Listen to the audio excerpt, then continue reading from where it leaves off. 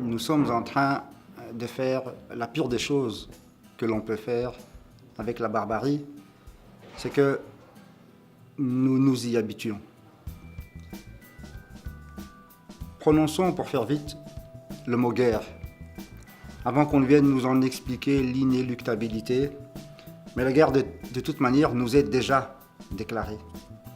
Elle nous a été déclarée par les plus nantis que nous, par les plus aisés d'entre nous et par ceux qui sont remplis de beaucoup plus de certitudes que nous.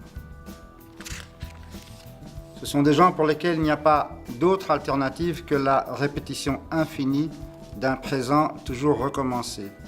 Des gens qui ont choisi de se choisir, qui sont encore plus pessimistes que nous. C'est pourquoi ils en sont à acheter des terres, des prés, des forêts, qu'ils barricadent et cultivent en bio.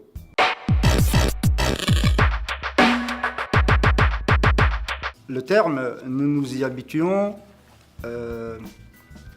reflète une sorte d'anesthésie générale. Nous sommes aujourd'hui pratiquement habitués à la parole populiste, la parole raciste, la parole clivante. Nous voyons des Trump, nous voyons des Orban, nous voyons des Bolsonaro.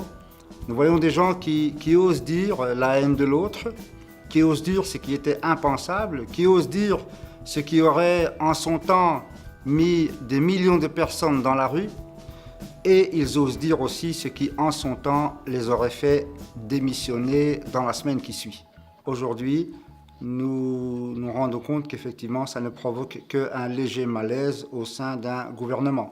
Donc je répète, un léger malaise, c'est bien la preuve que nous sommes entrés malheureusement dans cette anesthésie, dans cette léthargie qui existe aujourd'hui, et on aura du mal à en sortir. Mais de toute façon, il faudra qu'on en sorte. Il faudra que la masse, la population prenne conscience de ce qui se passe. Sinon, nous allons vers des dérives que nous avons connues dans un temps passé, mais qui risquent d'être beaucoup plus graves à l'avenir. Donc, sortons de cette léthargie et de cette anesthésie générale et passons en salle de réveil.